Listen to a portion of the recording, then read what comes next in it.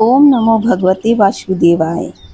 दोस्तों, आज मैं आप लोगों के लिए भाद्रपद शुक्ल पक्ष की एकादशी की कथा लेकर आई हूँ कि किस तरीके से भाद्रपद शुक्ल पक्ष की एकादशी का व्रत किया जाता है और इसको किन किन नामों से जाना जाता है।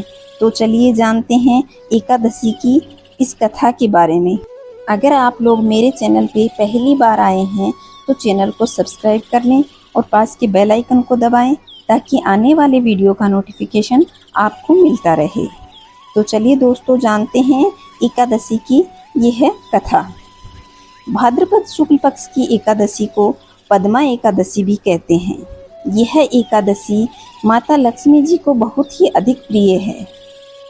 इस दिन भगवान श्री विष्णु क्षीर सागर में निवास करते हैं, तो इस एकादशी के समय वे करवट लेते हैं, इसलिए इस एकादशी को करवटनी एकादशी भी कहा जाता है।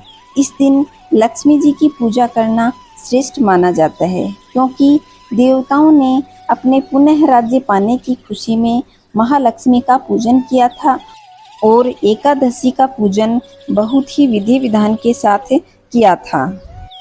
अब जानते हैं कि वर्ष 2023 में एकादशी किस तारीख को होगी।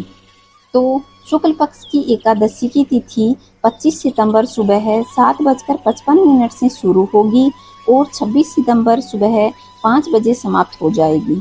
उदया तिथि के अनुसार परिवर्तनी एकादशी का व्रत 26 सितंबर 2023 मंगलवार के दिन रखा जाएगा और 27 सितंबर के दिन व्रत का पारण किया जाएगा। इस दिन सुबह जल्दी उठकर स्नान आदि से निवृत्त हो जाएं और घर के मंदिर में दीप प्रज्वलित करें। भगवान विष्णु का गंगा जल से अभिषेक करें और पुष्प तथा तुलसी दल के साथ में उनकी पूजा करें।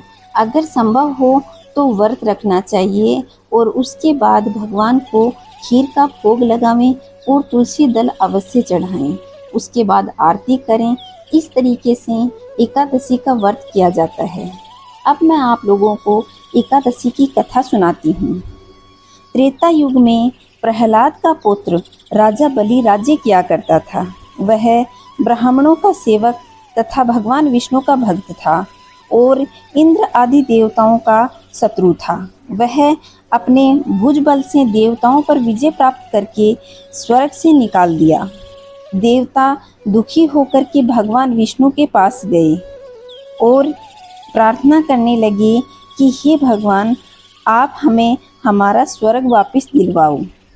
तब देवताओं को दुखी देख करके भगवान ने वामन का अवतार धारण किया और बलि के द्वार पर आकर कहा कि मुझे आपसे दान चाहिए।